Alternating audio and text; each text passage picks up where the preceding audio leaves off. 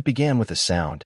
Faint, repetitive, and absurdly out of place for a man who had retired early to escape the chaos of the world. At first, Miles Carter assumed it was the local delivery driver, maybe clipping the edge of his lawn as they navigated the tight bend of Aspen Hollow Road. But the noise returned. Again and again. Same time, same pattern, same desecration. Every morning at precisely 7:12 a.m., the serenity of his modest corner plot in the Colorado foothills was shattered by the crunch of tires digging into damp soil. It wasn't just traffic, it was a daily incision into the order he'd spent years cultivating. Miles had lived through bureaucracy, through bitter PTA meetings and union strikes. But this was different. This was personal. And it was being carved into his property with steel-belted precision. He watched from his kitchen window, coffee in hand, as the Range Rover glided across the grass like it belonged there. The driver never stopped, never hesitated, never so much as acknowledged what she was doing. Just a hard cut across the turf and a clean exit onto the narrow street that curved toward downtown. The woman behind the wheel was named Karen Langford. Technically, her mailbox still said R.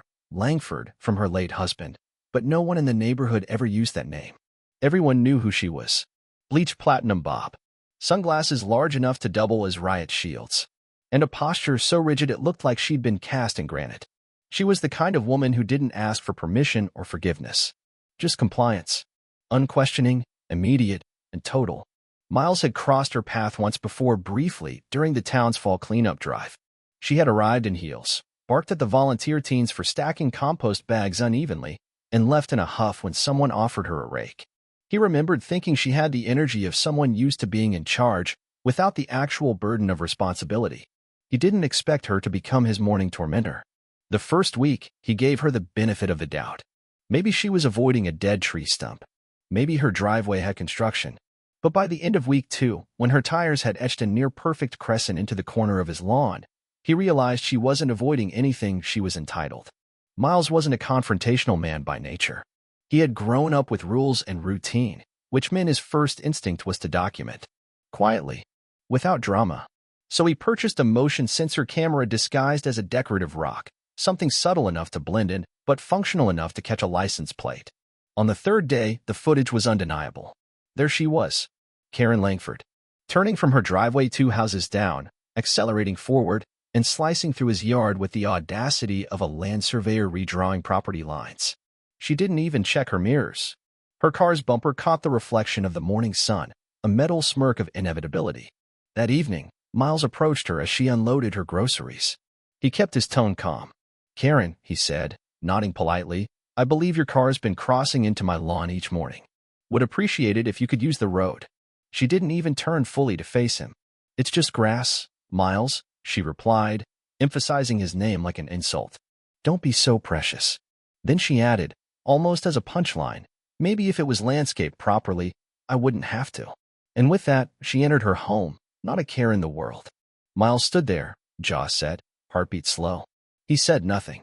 He knew this kind of confrontation was fuel to her. It was performance, drama, noise. But Miles Carter wasn't in the business of noise. He was in the business of records. So when the HOA letter arrived 2 days later citing negligent landscaping obstructing vehicle mobility, he didn't panic. He didn't rage.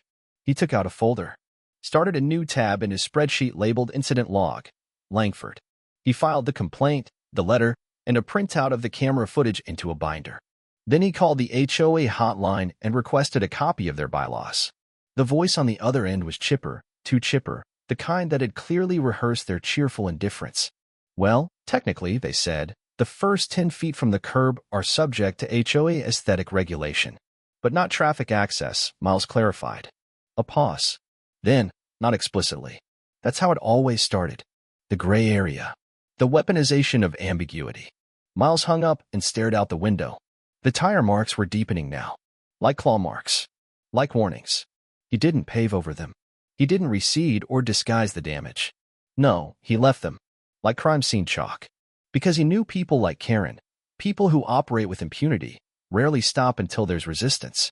Not noise. Not anger. But consequence. When the second fine arrived, this time $175 for failure to resolve prior infraction, Miles knew this was no longer about lawn maintenance. This was about control. about psychological real estate. Karen didn't just want convenience. She wanted submission. And when he didn't yield, she escalated. She had allies. A man named Brent on the board, who spoke in policy but acted in whispers. A woman named Diane who dressed like Martha Stewart and smiled like a fox in a henhouse. They weren't just neighbors. They were part of a quiet, self-appointed regime. They didn't shout. They voted. They circulated memos. But Miles had one thing they didn't: patience, and an uncle with engineering experience. 3 nights later, the plan was born. No spikes. Nothing dangerous. That would be her game. No, this was elegant, plastic ridges used in trail aeration, shallow enough to be legal, buried just under the surface. Invisible to the eye, but disruptive enough to make any SUV think twice. He left a soil testing tool in plain view, ordered a few turf maintenance kits, and left them in the yard like props in a stage play. When Karen's car finally hit the ridges, Miles heard it from his office. Thunk. Followed by an angry growl of an engine. A chorus of rage muffled under German engineering. She stopped, reversed, rolled down her window. What the hell is wrong with your lawn? Miles stepped outside, cup of tea in hand. Just aerating, he replied. Healthy roots require effort. She stared at him for a long second. A battle of wills in silence. Then turned and drove off, less like a queen and more like a pawn who just realized she was playing the wrong game. But Miles wasn't done. This wasn't about revenge. This was about precedent. The war had started on turf, but it would end in truth. And Karen Langford had no idea how deep her tires had sunk into the wrong lawn. 3 days passed. The air in Aspen Hollow felt different, not quiet or charged. Like the pressure right before a thunderstorm, that strange stillness where everything holds its breath. Miles had always believed you could tell the temperament of a place by the way its silence behaved. And this silence? It was anxious, restless, preparing. Karen Langford did not take the disruption to her morning drive well.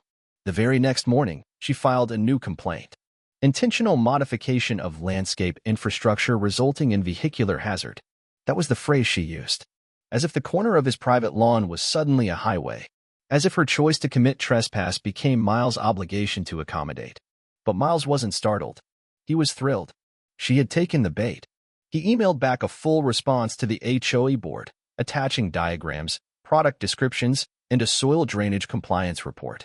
He included municipal code references and even cited a local gardening column that praised subsurface aeration as an eco-friendly strategy for compacted turf. Just for flavor. He copied the zoning board, the HOA president, and a journalist from the town newsletter. No reply. That was victory. But Karen? She doubled down. Each morning, she attempted a different angle of attack, sometimes wider turns, sometimes slower, sometimes so cautious it looked like she was navigating a minefield. And she was, in a way.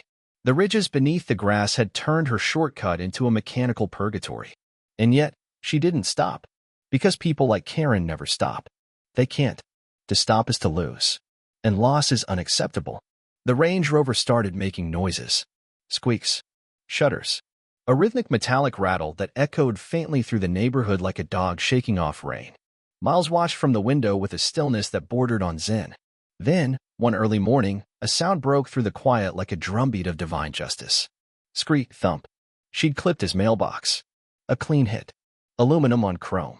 Federal property, technically. A postal offense. But Miles didn't call the police. He didn't even leave the porch. Instead, he replaced the mailbox with a newer model. Reinforced. Bolted. Approved by USPS and rated for Category 3 windstorms. He added a tasteful stone border and a solar light. It wasn't a threat. It was a statement. Fortified civility. Karen saw it the next morning and froze. Her expression was priceless, a volatile mix of frustration, fear, and the dawning realization that she was no longer the one in control. She drove off without crossing the lawn that day. But the war was far from over. A week later, an envelope appeared on Miles' door. Stamped with HOA branding. Item number 3 on the meeting agenda. Hostile landscaping behavior and neighborhood trust erosion. Trust erosion. That was the term they chose to describe his refusal to let someone destroy his lawn every morning. Miles didn't hesitate. He attended the meeting. The conference room smelled like air freshener and cheap power. Karen sat at the center of the panel in a beige blazer that could have passed for tactical camouflage in a suburban jungle. Her allies, Brent and Diane, flanked her, eyes darting between Miles and their scripts like amateur stage actors. "Mr. Carter," Karen began, her voice silken with condescension, "there have been concerns." He said nothing. "You've created a climate of escalation," she continued. "We believe that a more community-oriented approach would have prevented." "Have you stopped driving through my property?" Miles interrupted, voice low but clear. A long pause. Karen didn't answer. Instead, Brent stepped in with rehearsed neutrality. "Perhaps you could consider a compromise. A concrete paver? A corner path for shared utility?" Miles blinked. "You're suggesting I pave part of my private lawn because a board member refuses to use her own driveway?" Silence. "Have you addressed the trespassing?" Karen interjected. "Let's not make this litigious, Miles. That benefits no one." And that was the moment. The one where Miles realized they weren't just deflecting, they were scared. Because her calm was rehearsed. Her team was off script. And her silence? It was no longer power. It was fear. He smiled. And left without another word. That night, someone dumped a bag of grass clippings on his porch. No note. No evidence. Just a petty, pathetic insult. And still, Miles didn't retaliate. He documented. The next day, the Range Rover returned, cautiously, tentatively. It hovered near the edge of the lawn, idling. Then it pulled forward, spun a slow three-point turn directly into the tire-scarred patch, flung mud against his porch, and peeled out with adolescent spite. She was daring him. So Miles responded. By installing 2 camouflage trail cameras, disguised as landscaping rocks, positioned to catch not just her, but the street leading up to her house. He wasn't surveilling. He was observing. And what he found changed everything. Karen wasn't just using his lawn as a shortcut. She was using it as a blind spot. Each morning, she drove not toward downtown, as most assumed, but toward a rundown duplex 5 streets over. She never got out. A man would approach her car, exchange a pouch or bag, and she'd drive off. Always the same. Always fast. Always vanishing before sunrise. Miles collected the footage. Cross-referenced public records. Found the man, Darren K. Moss. Arrested twice for possession. No employment listed. Property taxes 6 months overdue. Suddenly, the pieces locked into place. The daily drive. The refusal to stop. The obsession with that exact turn. She wasn't lazy. She was hiding. Miles installed more cameras. This time from higher angles. Over the course of a week, he built a dossier. Time-stamped. Labeled. Categorized. Then, he made one call. Not to the police. Not yet. But to his friend Greg, a local cop who owed him a favor. "I'm not accusing," Miles said carefully. "But I'm inviting you to be curious." The next morning, a squad car parked casually at the corner of Aspen Hollow. No lights. No sirens. Just presence. Karen turned around in her own driveway that day. That was confirmation. Within hours, an anonymous email arrived at the HOA board's inbox. It included footage of Karen's trespasses, timestamps, vehicle tags, and a suggestion: consider escalation. Potential risk of public liability. And Stewart, the HOA president, usually a marble bust of indifference, accidentally replied to the whole board with a single revealing line. "This could implicate the association if it goes public." Miles printed it, laminated it, filed it in his binder under leverage. He hadn't just cracked her defense. He had broken her alliance. The storm had shifted. And Karen Langford? She was about to find out what happens when you build a kingdom on borrowed control and forget who owns the land beneath it. There's a moment in every long war when silence becomes more dangerous than noise. For Miles Carter, that moment came exactly 2 mornings after the HOA email leak. Karen Langford had vanished. Not in the literal sense. Her Range Rover still sat in her driveway, glinting in the morning light like some snarling relic. But she wasn't driving across the lawn anymore. Wasn't peacocking in her oversized sunglasses. Wasn't filing HOA complaints as if her clipboard held divine commandments. She was waiting. That, more than any of her previous provocations, disturbed Miles the most. Because people like Karen don't just stop. They re-strategize. They reload. And then they retaliate. The first strike came disguised as formality, a red tag zip-tied to Miles' front door. Zoning compliance check required, exterior structure in question. He blinked, then laughed. Not because it was funny, but because it was so hopelessly transparent. He hadn't built anything. He hadn't painted, poured, drilled, or installed so much as a garden gnome. But here it was, bureaucracy dressed in weaponized font. The city inspector arrived the next morning, clipboard in hand and eyebrows already raised in fatigue. She reported me for unpermitted construction, Miles said, holding the door open. The inspector glanced around. Where's the construction? Miles gestured broadly. That's the thing. There isn't any. The inspector walked the property, took photos of everything from his stone mailbox to a wind chime, and finally stopped at the edge of the lawn. This all looks incredibly normal, he muttered. Miles offered a polite smile. You've got a neighbor with a creative imagination. The inspector signed off, rolled his eyes, and left. But the very same afternoon, a woman from the HOA came knocking. Clipboard. Sunglasses. Neutral expression. We've received a noise complaint, she said. Miles arched an eyebrow. Noise. From an anonymous source. Of course. Says you were operating machinery at 1 a.m. He wordlessly opened his porch camera app, pulled up the relevant footage, and played a full 7-minute clip of an utterly still, moonlit lawn. Not a leaf stirred. I can email you the full file, he offered. She shifted uncomfortably. We'll close this one out. But if there's another complaint? There won't be. Unless someone invents ghost construction.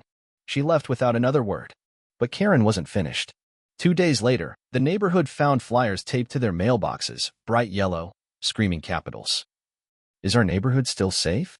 The body text was a blend of paranoid speculation and slanted accusations, disturbances, hazardous lawn installations, and surveillance concerns. It didn't name Miles directly, but it didn't need to. Everyone knew. Miles plucked his copy off the box and read it calmly. He wasn't angry. He was curious. Curious how far she would go. He got his answer that same evening when he walked past her property and found her pruning an already dead rose bush with the intensity of a surgeon. You're spiraling, he said.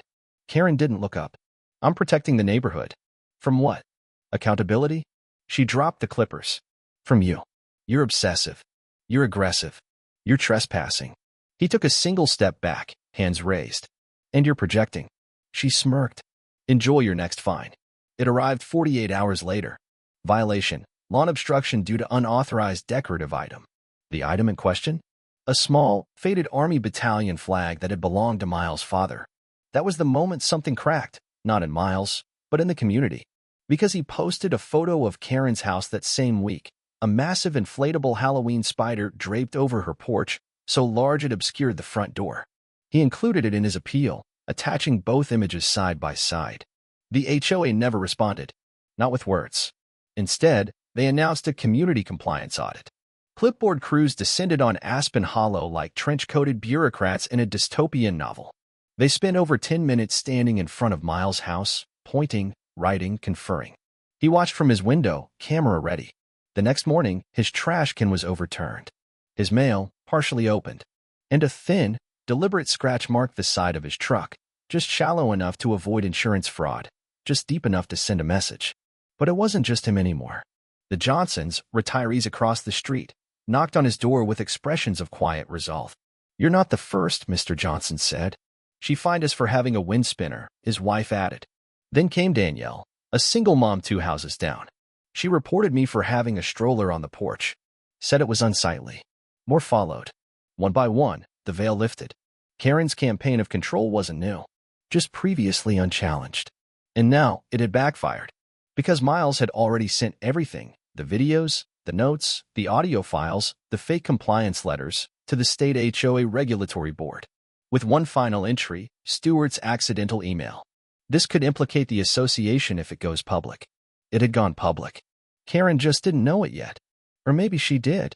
Because the morning after the regulatory board acknowledged receipt, Karen didn't wave anymore.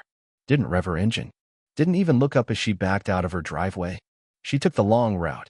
Avoided the corner completely.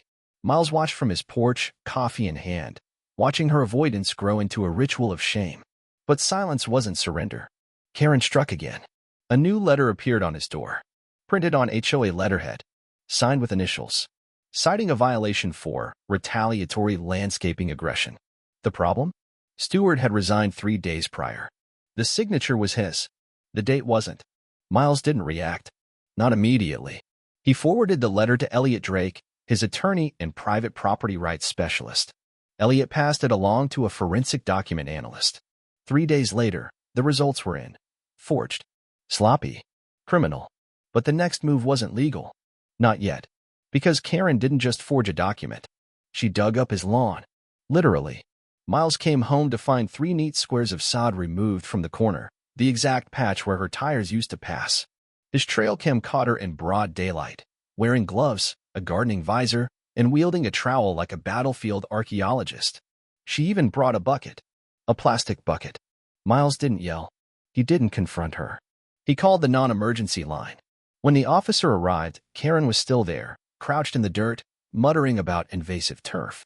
She twisted her ankle trying to flee, collapsing into the upturned soil like a Shakespearean villain dying in Act V.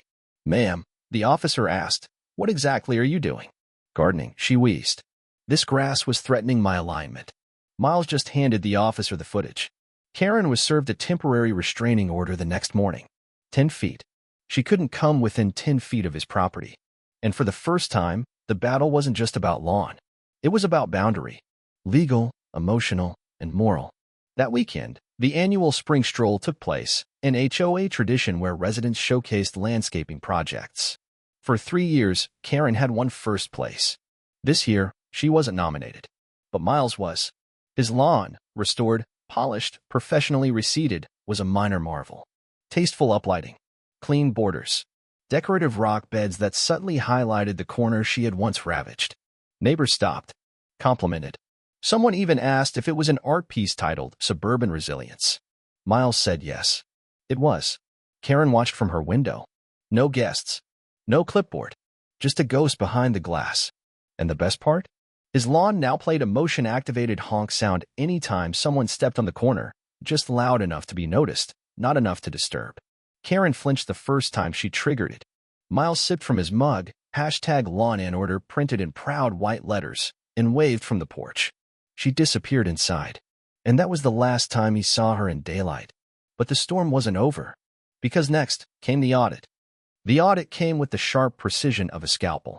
Cold, impersonal, and devastating. After Miles' lawsuit triggered scrutiny of HOA conduct, the Community Council brought in a third-party accounting firm, neutral, city-certified, and immune to HOA influence. Their mission was simple: examine the past 2 years of financial activity and determine if any board members, particularly one Karen Langford, had abused their administrative privileges. No one said her name aloud. They didn't need to. The results arrived in the form of a 78-page report, distributed digitally and, at Miles' suggestion, printed and pinned to the HOA bulletin board in the community clubhouse. At first, residents flipped through it out of curiosity. Then silence fell. Karen's name appeared on every third page. She had reimbursed herself a total of $2,314.92 in HOA funds. Line items included: decorative napkins for HOA appreciation brunch, $142.30. Held at her daughter's bridal shower. Emergency meeting catering, the Langford Bistro, $228.50. A restaurant owned by her cousin. Vehicle repairs for HOA inspection travel, $734.89. Suspension work and wheel alignment for damage incurred on Miles Ridge lawn. It was theft. Polite, formatted, line-by-line theft. Even Stewart, the HOA president-turned-neutral observer, didn't defend it. He simply forwarded the report to every homeowner with no spin, no excuse. Just subject line: audit results, community review. The neighborhood responded the way only a fed-up community can, swiftly and without mercy. A vote was called. Unanimous. Karen Langford was permanently disqualified from holding any HOA position, not just in Aspen Hollow, but in any registered neighborhood association in the county. City Council followed up within the week with a proposed amendment, unofficially dubbed the Halverson Clause, named after Karen's full surname. Her name had become a cautionary tale. But the reckoning wasn't finished. Because Danielle, the same woman Karen once fined for leaving a stroller on her porch, teamed up with 2 other residents who'd received unjust penalties. They filed a civil suit. Allegations: malicious enforcement, targeted harassment, emotional duress. Miles didn't join. He'd already had his day in court. But he connected them with Elliot Drake, the same property rights lawyer who had helped him deliver Karen's first public defeat. Karen, now stripped of her HOA power, faced the lawsuit alone. She tried to respond with the same arrogance she'd once used to dominate street corner meetings. She called it petty, vindictive, and even threatened to countersue for defamation. But no one cared, because she wasn't just a bully anymore. She was a defendant. And worse, she was broke. The civil case hadn't even gone to court yet when the first financial collapse hit. Her real estate agent pulled her home listing after only 6 days. Rumor was her husband had discovered everything: the financial abuse, the HOA fraud, the daily morning trips to Darren Moss's house, and the trail of HOA funds Karen used as personal petty cash. He left first, quietly, without announcement. The Range Rover disappeared next, towed at dawn while neighbors watched through parted curtains. A few even recorded it. One teen uploaded a clip to TikTok, captioned "Karen's chariot has fallen." It went viral within hours. And still, she didn't leave. Packages began piling up on her porch, unopened. Her prized flower beds wilted in the heat. The once meticulously trimmed hedges grew wild and unsightly. The same neighbors she had fined for plastic flamingos and overgrown vines now watched her property rot with a kind of quiet, poetic satisfaction. Then came the final blow. A Thursday morning. No fanfare. No farewell party. Just a moving truck. 2 men. 3 hours. Karen didn't wave goodbye. She didn't speak to anyone. She loaded the last of her boxes just after sunrise and was gone before noon. No one helped. No one asked where she was going. The only trace she left was a single, passive-aggressive post on the neighborhood message board under her old alias, Can_Halverson. Due to recent events, I am choosing to relocate. I wish everyone peace and grace. The comments? Brutal. Don't forget your trowel. We'll send flowers. You know, for the lawn. One user posted a gif of a lawnmower running over the word, bye. And that might have been the end. But Karen always had to have the last word. As her moving truck rolled down the cul-de-sac, it cut across her own front lawn, leaving a crooked U-shaped scar in the grass. One final act of self-inflicted sabotage. A fitting signature. That afternoon, Miles found a small envelope in his mailbox. No return address. Just one handwritten line on a note card. You saved the street. He didn't recognize the handwriting. Didn't need to. It could have been anyone. Because what started as one man protecting his lawn had turned into a community reclaiming its identity. And the story wasn't over yet. Because just as weeds grow where control used to be, something else had begun to sprout across Aspen Hollow. Not Karen's authority, but something far stronger. Spring melted into summer, and with it, so did the last remaining traces of Karen Langford. Her once pristine house sat empty for 11 days. Flyers were jammed into the doorframe. The lawn had become a scraggly mix of weeds and dead patches. The for sale sign leaned sideways in defeat, its letters bleached by the Colorado sun. And then, on a quiet Tuesday morning, a hybrid SUV pulled into the driveway. A young couple stepped out, Max and Isla, mid-30s, toddler balanced on one hip, a Labrador tail wagging in the back seat. They weren't dressed in designer athleisure or HOA-approved neutrals. Just jeans, t-shirts, and hope. They smiled at every neighbor who walked by, including Miles. The next day, he brought them a pie. He didn't bake it, store-bought, but warm enough to feel like something more. The kind of peace offering a neighborhood deserves after surviving an emotional siege. Max chuckled when he accepted it. Is the HOA really as bad as the Zillow reviews say? He asked. Miles didn't answer. He handed him a flash drive instead. What's this? Everything you need to know, Miles said. About surviving this cul-de-sac. That night, Max plugged it in. The next morning, Miles heard him laughing from his porch. You made a PowerPoint, Max called. No, Miles replied. I made a war journal. It became their private joke. But it wasn't just a handoff of intel, it was a handoff of purpose. Within 2 weeks, Max and Isla had already petitioned the council to remove the moldy garden gnome violation clause. It passed unanimously. Then came a proposal for a new community mailbox, one with a locked parcel bin to prevent package theft. Again, passed. It was as though the street had exhaled, finally free from the grip of performative perfectionism. The fear of HOA retaliation gave way to a cautious optimism. For the first time, neighbors weren't watching each other with suspicion, they were watching out for one another. Danielle hosted a backyard movie night. The Johnsons invited everyone to a jazz brunch in their driveway. Even Helen, yes, that Helen, showed up to the block's first welcome back garden stroll with a homemade lemon tart and a quiet apology. People changed. Or maybe they'd just been waiting for permission to be themselves. And Miles?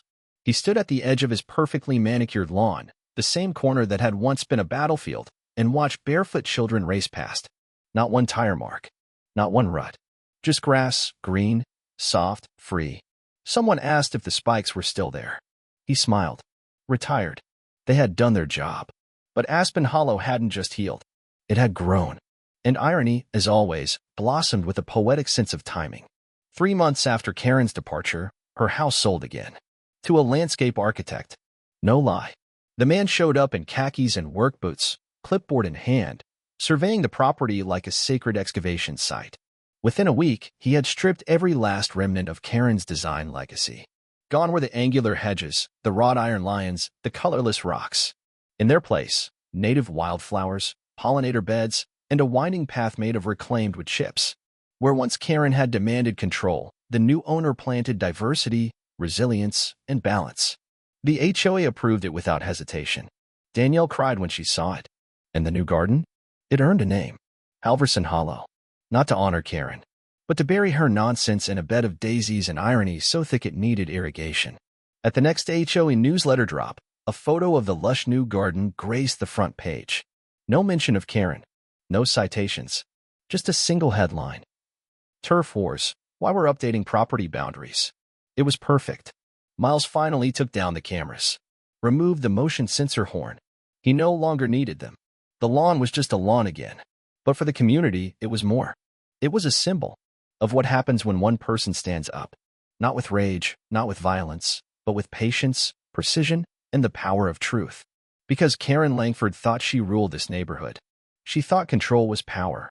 But power isn't found in fines or flyers or forged letters. It's found in people. In the quiet strength of neighbors who refuse to be divided. In the resolve to say enough. In a man who refused to pave over principle, even if it meant burying it beneath plastic ridges and HOA clauses. And most of all, in a damn beautiful lawn.